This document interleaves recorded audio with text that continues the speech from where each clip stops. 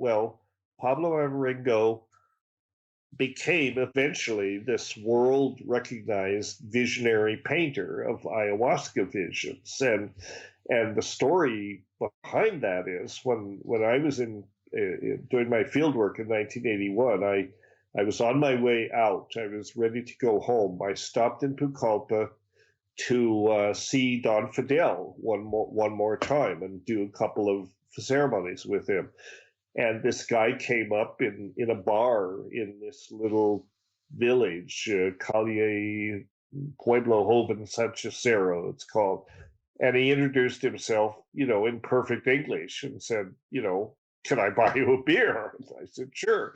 So we got to talking, and it turns out he was the local English teacher, and he was also a painter, and he was also a musician. And he took me over to his house, and he showed me some of his paintings, which were not visionary paintings. They were actually just depictions of things in the forest and so on. Not really very good, but good enough.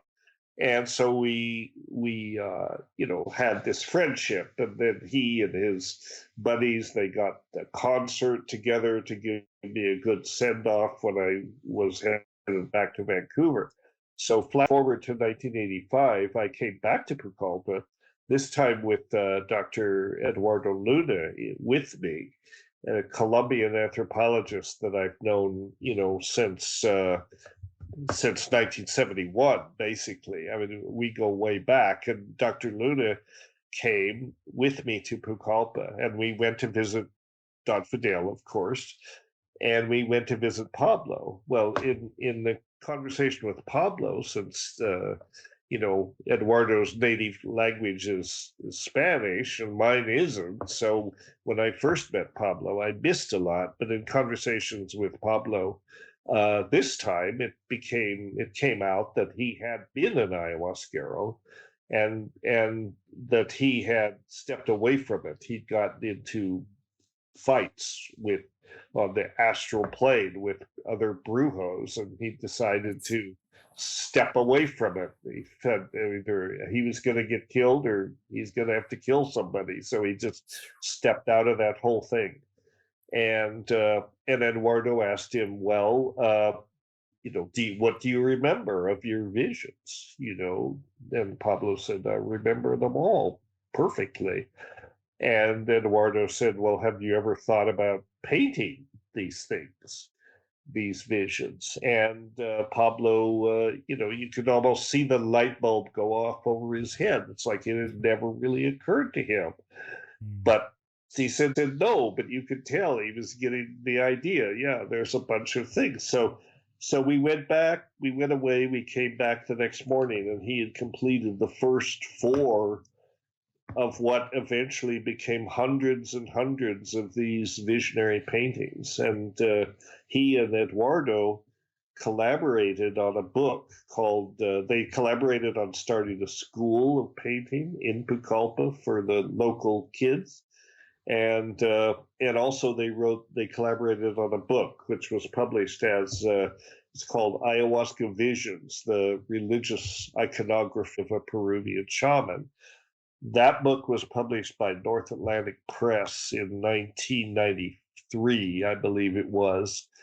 And if you had to put a marker down as to when the ayahuasca tourist phenomenon really got going, that was it, because this book was a coffee table book, and it had it had about 20 different full color plates of these visionary paintings on one page, and then on the facing page, Eduardo's explanation from Pablo, transcribed from Pablo, about what all these things mean, what the plants and the spirits and the things in the paintings, because it's not just, it's a highly structured thing.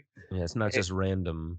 Not random at all. It was really a course in some ways. I mean, it was like, it was an overview of this practice of vegetalismo, and almost like a textbook in a certain way, and so that book was published, and it was published by North Atlantic Press originally in Berkeley, So it was in bookstores, and people were noticing it and buying it. And I think that was when people got to be curious about, and the, sort of picked up on the whole Don Juan, romantic theme, go Yeah. to the jungle, seek your shaman and all that stuff. And people did. And that was in the mid 90s. That's really why Iquitos became this nexus for people to come. It became the Yeah. epicenter of the ayahuasca tourism phenomenon, and Pucallpa to a lesser degree, but Iquitos was easier to get to and a little more civilized than Pucallpa. And Yeah. so Yeah. that, yeah, you've been to both places.